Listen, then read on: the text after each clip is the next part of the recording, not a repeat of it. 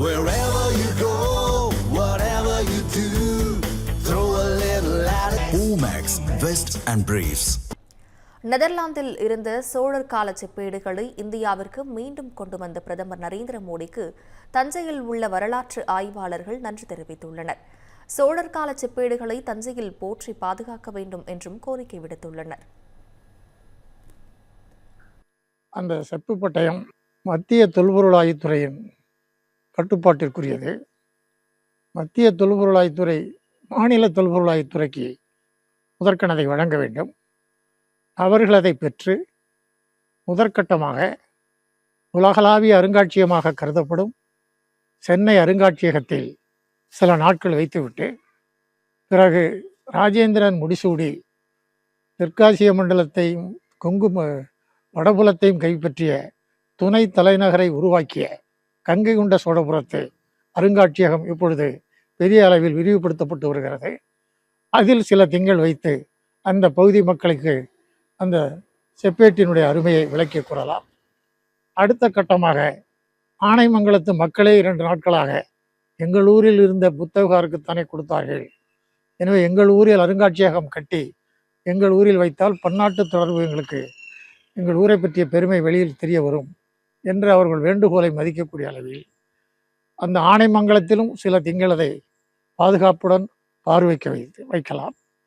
அந்த வகையில் கடார்த்த அரசனாகிய ஸ்ரீமார விஜயதுங்க வர்மன் என்கின்ற மன்னன் ராஜராஜனோடு நட்பு பாராட்டி நாகப்பட்டினத்தில் ஒரு பௌத்த விகாரம் தந்தையின் பேரில் சூடாமணி விகாரம் என்கின்ற பெயரில் கட்டிக்கொள்வதற்கு அனுமதி கேட்டான். அதுக்கு அனுமதி அளித்தது மட்டுமல்லாமல் ஆனைமங்கலம் ஊரையும் தானமாக கொடுத்த செய்தியை சொல்லுகின்ற செப்பேடு தான் ஆனைமங்கல செப்பேடு. பாரத பிரதமர் நரேந்திர மோடி அவர்கள் நெதர்லாந்து நாட்டிற்கு சென்ற பொழுது அந்த செப்பேட்டை பெற்று வந்திருக்கின்றார். அந்த செப்பேடு என்பது தமிழகத்தினுடைய அரசியல் பெட்டகம் என்று சொல்லலாம். சோழர்கால வரலாற்றை சோழர்கால முறையை சொல்லுகின்ற சிறந்த செப்பேடாக அந்த செப்பேடு இருக்கின்றது.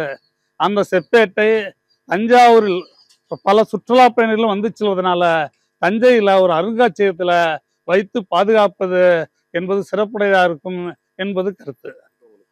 அது 1886 நடேச சாஸ்திரியும் பர்கஸ் என்பவரும் அந்த செப்பேட்டினுடைய நகலை அவங்க பதிப்பிச்சிருக்காங்க.